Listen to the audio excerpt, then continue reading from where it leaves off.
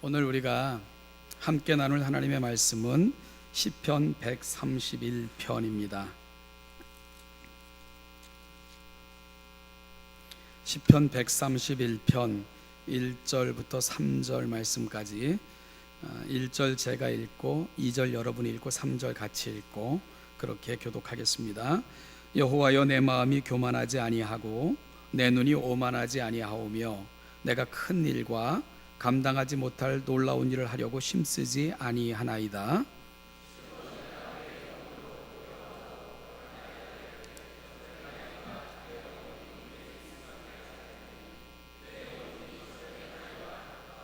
이스라엘아, 지금부터 영원까지 여호와를 바랄지어다. 아멘. 대부분의 대한민국의 남자들은 군대라는 세계에서 지금까지 살아왔던 방식과는 전혀 다른 삶의 방식을 경험하게 되고요. 그리고 낯선 용어와 체계 속에서 살아감을 체험하게 됩니다. 군대라는 사회는 모든 것이 명령체계 속에서 이루어지죠. 예를 들면 훈련소를 떠나 자대 배치를 받으면 그 부대의 장에게 전입되어 왔음을 그런 명을 받았다는 것을 신고해야 됩니다. 그리고 부대를 떠나 사회로 나오게 되면 역시 전역을 명받았음을 고하고 부대를 떠나게 되죠. 물론 지금도 그렇게 하는지는 잘 모르겠습니다. 더 신기한 것은요, 휴가도 명받는다는 거예요. 그래서 휴가를 떠나게 될 때 또 부대에 또 맡은 전임 그 부대장에게 누구는 언제부터 언제까지 며칠 동안 휴가를 명받았습니다. 이에 신고합니다. 이렇게 휴가도 명을 받고 그렇게 떠나게 되죠. 휴가도 상부의 명령 없이는 주어지지 않고요, 갖지를 못하게 됩니다. 그럼에도 불구하고 군인들에게는 휴가는 세상에서 가장 행복한 시간이고 또 가장 기다려지는 그런 시간이기도 하고요, 그 일상을 회복받을 수도 있는 그런 시간이기도 하죠. 그런데 우리에게 휴가를 명하시는 분이 또 있다는 겁니다. 바로 하나님이십니다. 하나님께서는 천지를 창조하실 때 6일간 일하시고 제7일째 되는 날은 쉬셨습니다. 물론 7일째 되는 날 쉬시고 제8일째 되는 날부터 다시 6일간 일하시고 또 쉬시는 그런 패턴은 하나님의 창조와 그 사역에서는 더 이상 발견되지는 않지만요, 대신 하나님은 그 창조의 원리를 통해 인간들을 이런 삶의 패턴 속으로 그렇게 또 인도를 하십니다. 그래서 하나님은 그분의 형상대로 창조하신 인간에게 6일간 일하고 하루를 쉬는 패턴으로 일을 아예 법으로 그렇게 제정을 해주셨죠. 바로 안식일 제도입니다. 더 나아가 6년이 지난 7년째 되는 해를 안식년으로 선포하시면서 땅의 안식까지 명령하셨고요, 7년이 7번 지나는 50년째 되는 해를 신년으로 그렇게 선포하시면서 그 땅의 모든 주민, 이방인이든 나그네든 종이든 모든 주민에게 자유를 선포하게끔 그렇게 명령하셨습니다. 이 놀라운 법과 질서, 제도를 명한 것은 성경 외에는 다른 어떤 곳에서도 찾아볼 수 없는 놀라운 은혜의 제도인데요, 이것이 바로 성경이 갖고 있는 놀라움입니다. 자, 그러면 하나님은 왜 이리도 휴식을 명하시는 것일까? 물론 노는 걸 싫어하는 사람은 없겠지만요, 강제로 명하시면서까지 쉬기를 원하시는 하나님의 진정한 의도와 목적은 무엇일까? 오늘 본문은 이 부분에 대해서 너무나도 분명한 답을 저와 여러분들에게 제시하고 있습니다. 오늘 우리가 읽은 본문은 시편 131편인데요 다윗의 시로 되어 있지요. 또한 부제로는 성전에 올라가는 노래라 라고 붙어 있습니다. 군켈이라는 신학자는 이 시편을 읽고 있으면 깊은 숨소리와 같기도 하고 자장가 같기도 하며 만종 소리 같기도 하고 저녁 노을 같기도 하다. 이렇게 이 시편을 칭하면서 이 짧고 아름다운 시편은 신앙의 진수를 보여주고 있다 하면서 극찬했습니다. 그러면 여러분, 우리도 이 놀라운 시편을 우리가 함께 읽은 건데요, 사람이 가장 겸허해지는 시간이 석양을 바라볼 때라고 얘기를 해요. 깊은 호흡을 이렇게 할 수 있는 시간이 바로 석양에 서 있는 나라고 얘기를 하는데, 이 군켈이 극찬했던 정말 신앙의 정수, 자장가와도 같고 만종소리와도 같고 깊은 숨소리와 같은 이 시편, 우리가 한번요 깊은 숨을 한번 쉬시면서 다시 한번 같이 읽어봤으면 좋겠습니다. 우리 시편 131편 1절부터 3절을 여러분들이 깊은 숨과 함께 그렇게 한번 읽어보시죠. 같이 한번 읽겠습니다. 시작. 여호와여, 내 마음이 교만하지 아니하고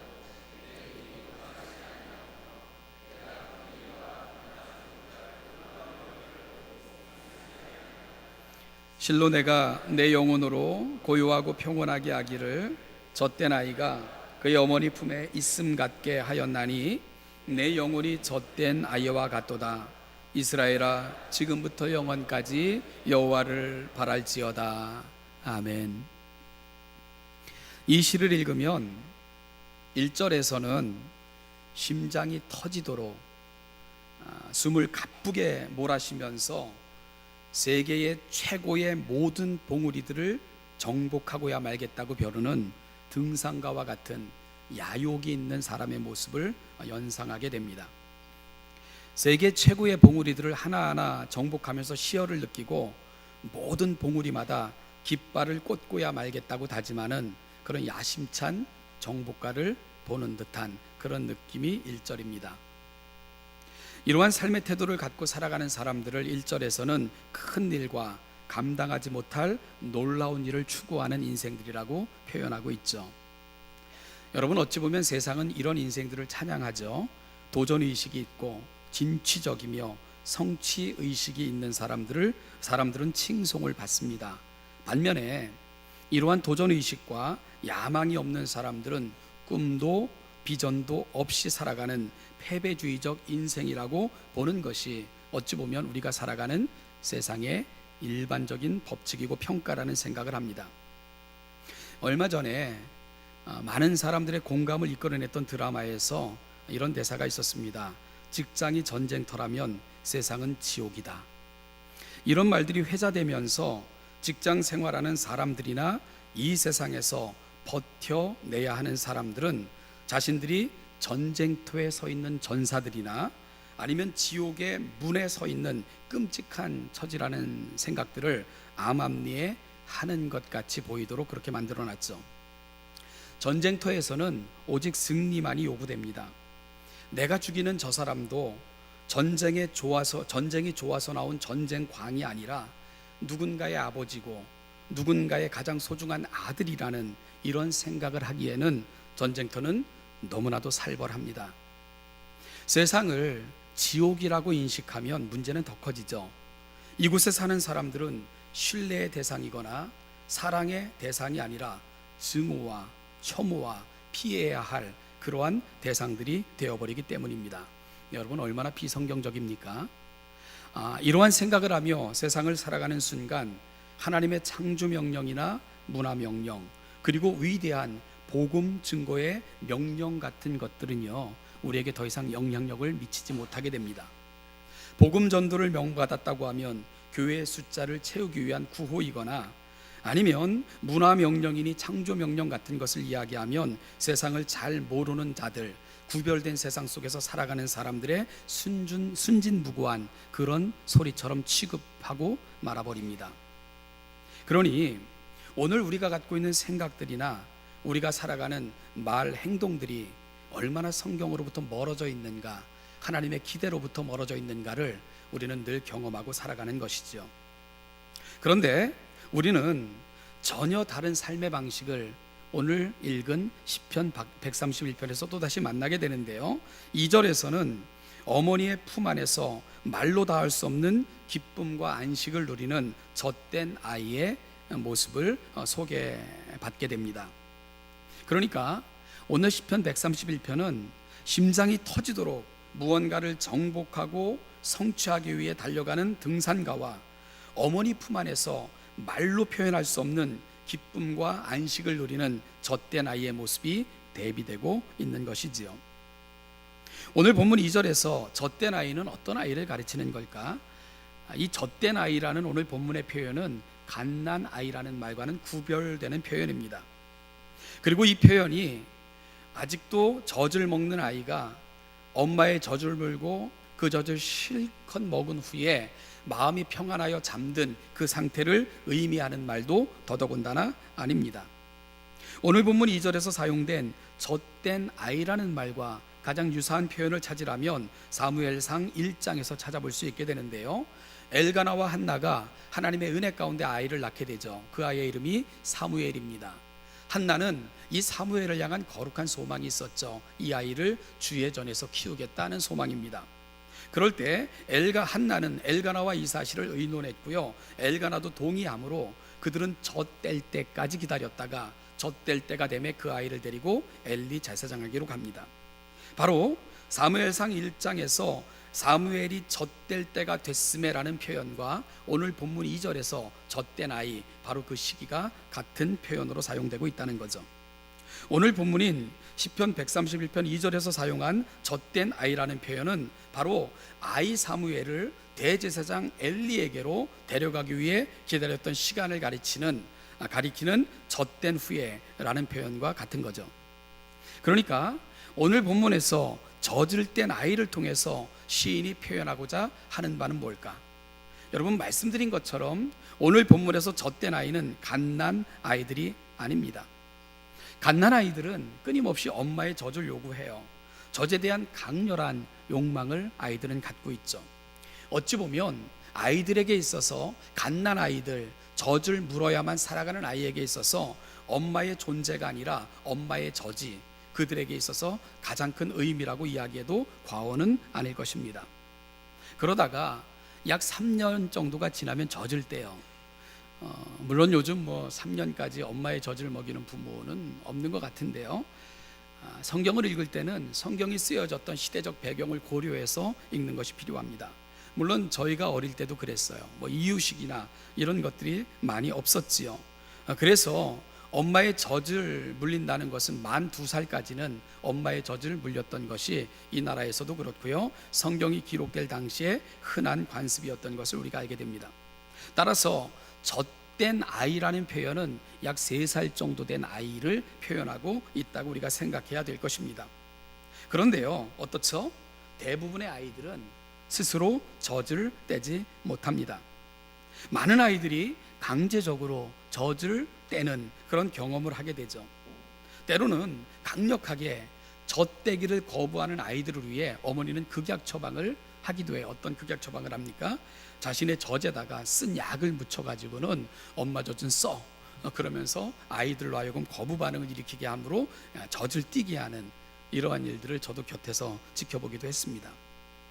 그래서 심리학자들은 말하기를 이때 아이들은 최초의 거부 내지는 분리를 경험하게 되는 시기다, 이렇게 표현하기도 합니다. 성장을 향한 고통을 시작하는 것입니다. 아이는 이제 혼자 걷기를 요청받습니다. 어른들이 보기에는 한 걸음 한 걸음 뛰며 걷는 모습이 너무 신기하고 대견해 보이지만 아이 입장에서 보면 그는 인생에서 가장 큰 도전과 모험 앞에 서 있는 것입니다. 쓰러지고 깨지고 외면당하고 때로는 그토록 다정했던 엄마가 야속해 보이기도 하고요. 그래서 아이들은 결국 울음을 터뜨리게 되는 거예요. 습관적 울음이나 응석이 아니라 아이들도 서러워서 울 때가 있다는 겁니다. 엄마의 지혜는 바로 그 아이의 울음을 구별해 내는 거죠. 진짜 울음, 그 아이는 세상에서 젖을 뗀 후 가장 큰 슬픔을 경험하고 있는 겁니다. 여러분, 그럴 때 그 슬픔의 의미를 아는 엄마가 그 아이 곁으로 다가가죠. 그리고 넘어진 아이를 일으키고는 가슴에 안습니다. 그리고 아이의 귀에 대고 이렇게 속삭입니다. 아이야, 내가 너를 사랑한단다. 그러면 아이는 그 엄마의 품 안에서 눈물 흥건한 눈을 안고 지친 모습으로 고요하게 잠이 들게 됩니다. 오늘 본문에서 표현하는 젖된 아이가 그의 어머니 품에 있음 같다는 표현은 바로 그때 그 상태를 표현하고 있는 말입니다. 다윗이 시편 131편에서 내 영혼이 고요하고 평안하게 하기를 젖된 아이가 그의 어머니 품에 있음 같게 하였나니 라고 고백할 때, 다윗은 어머니 품에서 최초의 분리를 경험하고 아이의 전부라고 할 수 있는 엄마의 젖을 거절당하고 이제는 힘들게 홀로 서기를 하다가 넘어지기도 하고 깨어지기도 하고 거절당하기도 하다가 마침내 그 엄마의 품에 다시 안겨진 상태, 그리고 그 어머니 품에서 느끼는 안도감, 바로 주 안에서 내가 느끼는 안도감과 평안함이 바로 그 아이의 모습과 같습니다. 이렇게 고백하고 있는 것이지요. 여러분, 이 순간부터 젖된 아이에게는 더 이상 바라는 게 없어요. 갓난아이 시절에는 그저 엄마는 젖을 빨고 늘 자신의 필요를 충족시켜 주는 대상으로서만 필요했습니다. 그러나 젖된 아이에게 있어서는 그 의미가 바뀌게 됩니다. 어떻게 바뀝니까? 더 이상 자신의 필요를 채워주는 대상과 존재로서의 엄마가 아니라 그냥 엄마가 좋은 거예요. 엄마의 존재가 가슴에 들어오게 되는 겁니다. 엄마 자체가 그냥 좋은 거예요. 엄마가 있으면 고요함과 평안함을 경험하게 되는 겁니다. 무엇을 늘 채워주는 욕구 충족의 대상으로서가 아니라 엄마 품이 세상에서 가장 좋다는 것을 이 아이는 비로소 깨닫게 되는 겁니다. 그렇게 아이는 관계 속에서 성장하는 법을 배워가는 것이지요. 다윗이 바로 그 평안함과 고요함을 고백하고 있는 거예요. 진실로 하나님만을 바라는 자에게 주시는 고요함과 평안함을 젖된 아이가 비로소 발견한 그 관계 속에서의 엄마의 품, 세상 어떤 것과는 바꿀 수 없고 대체할 수 없는, 포기할 수 없는 평안함, 어머니의 품, 다윗이 바로 주님 안에서 그 평안함과 고요함을 발견하게 된 겁니다. 하나님께서 왜 쉼을 명하시는 줄 아십니까?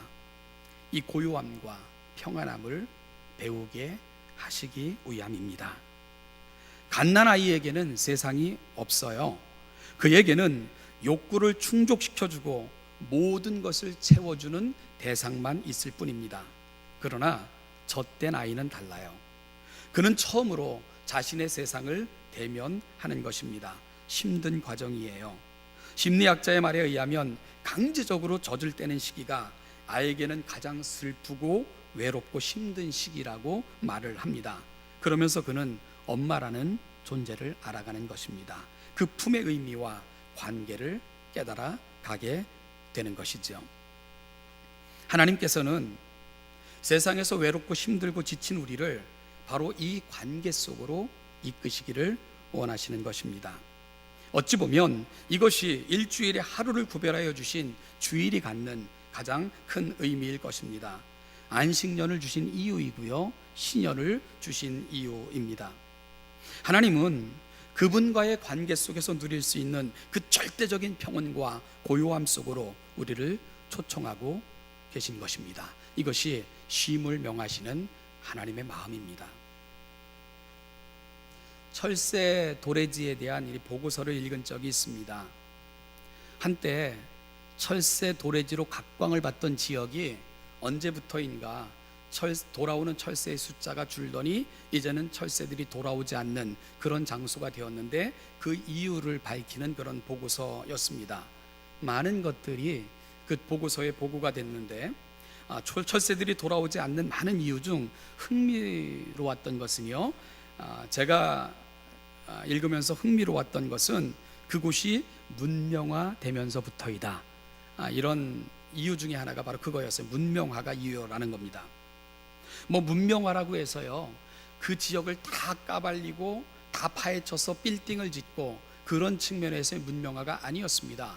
그것은 철새 보호지역으로 구분되어 있었기 때문에 개발이 되어지지 않은 지역임에도 불구하고 문명화가 철새들이 돌아오지 못하게 만든 주 원인이다, 이렇게 지적하는 것이 조금 흥미로웠다는 거예요. 말씀드린 것처럼 문명화라고 해서 거창한 도시화가 진행된 것을 말하고 있지 않았어요. 그 보고서에서는 그 주변이 개발되면서 그 지역은 밤을 잃어버렸다는 것입니다. 가로등과 새어나오는 불빛이 철새들의 수면을 방해하게 되고요, 이로 인하여 스트레스를 받게 되고 그곳에서 더 이상 평안함과 안락함을 철새들은 경험하지 못하게 됐다는 거예요. 그래서 결국은 철새들이 떠나고 말았고요, 황량한 벌판이 되었다는 그런 보고서를 내어놓고 있었습니다. 우리들의 삶의 이야기와 같았어요.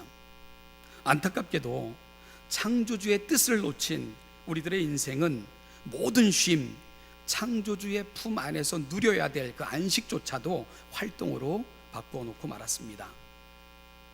희미한 촛불 아래서 하루를 돌아보며 또 다른 하루를 위해서 깊은 잠을 청했던 옛날과는 달리 현대인들은 밝은 조명 아래서 도시의 밤을 보내고 있습니다. 기울이는 술잔은요, 자정을 넘어 새벽까지 그칠 줄을 모릅니다. 무제한으로 제공되는 TV와 인터넷은 화면에 노출된 우리의 눈을 아침이 되면 맑은 눈이 아닌 충혈된 눈으로 그렇게 바꿔놓고 말았죠. 문명은 밤뿐만이 아니라 계절의 모습도 바꾸어 놓았습니다. 이제는 겨울이라는 말도 사라졌죠. 훈훈한 난방장치 안에서 끊임없이 일을 해야 됩니다.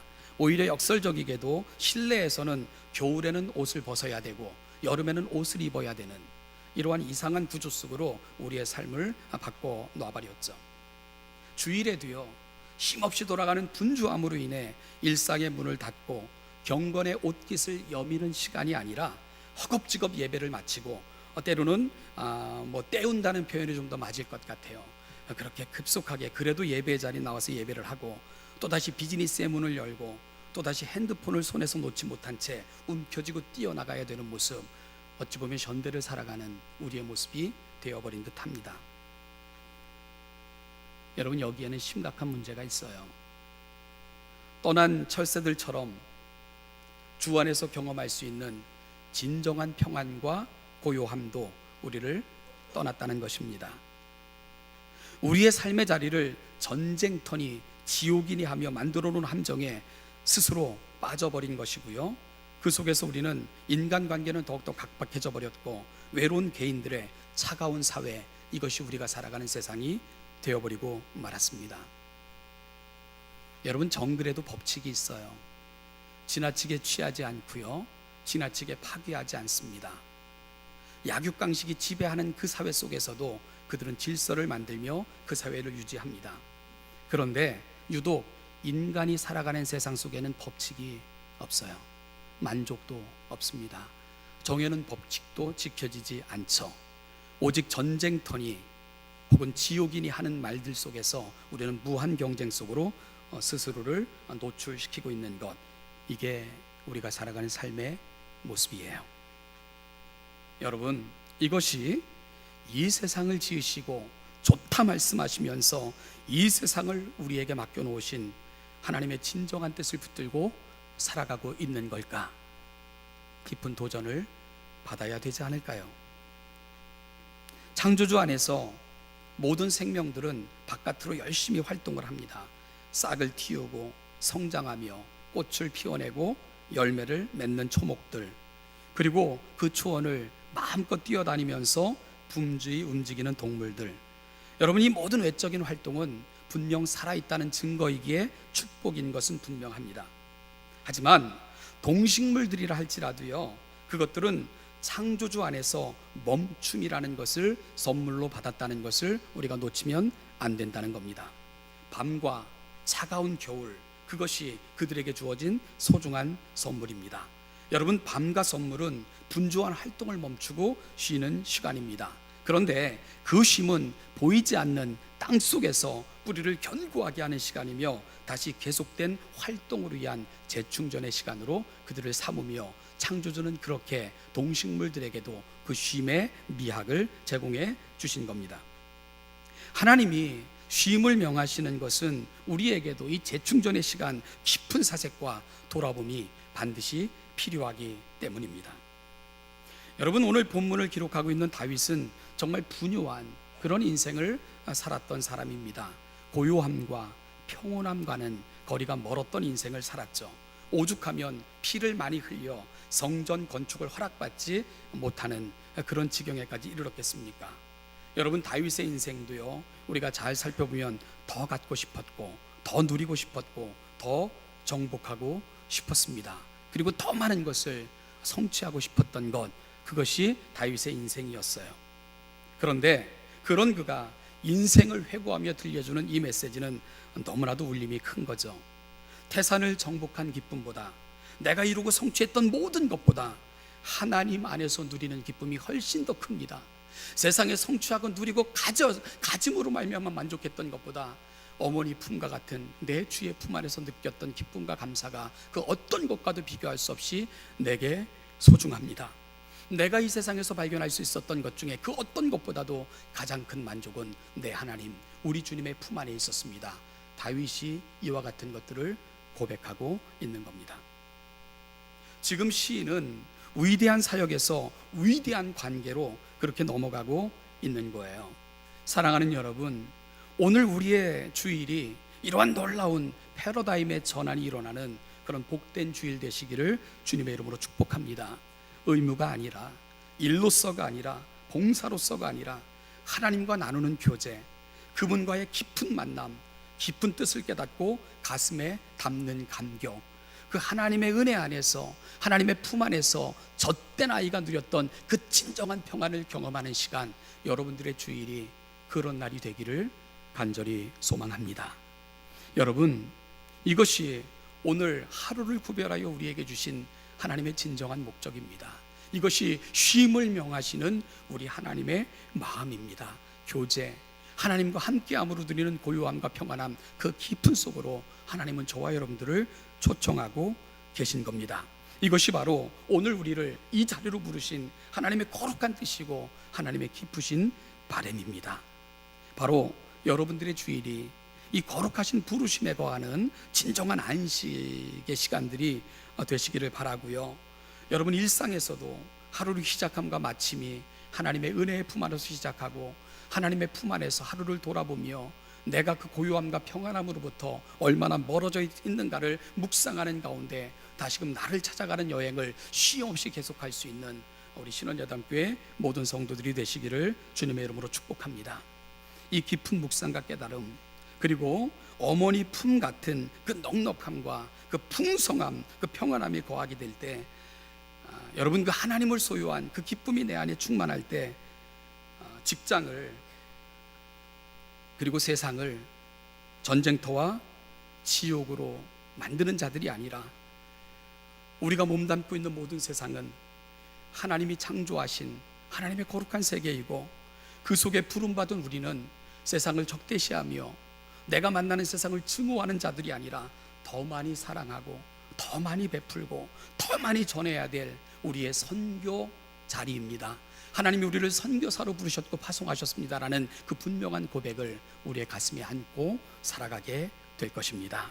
사랑하는 신원자담교 성도 여러분, 오늘 이 자리로 초청하신 하나님의 그 깊으신 은혜 가운데 거하셔서 우리 주님의 품 안에서 진정한 평안함과 고요함을 경험하시고 여러분들이 살아가는 삶의 자리를 전쟁터와 지옥이 아닌 선교의 자리요, 하나님의 나라요, 빛과 소금된 우리가 마땅히 보여야 될 여러분의 고백이 있는 자리로 만들어 가시는 이 복된 한 주간이 되시기를 주님의 이름으로 축복합니다.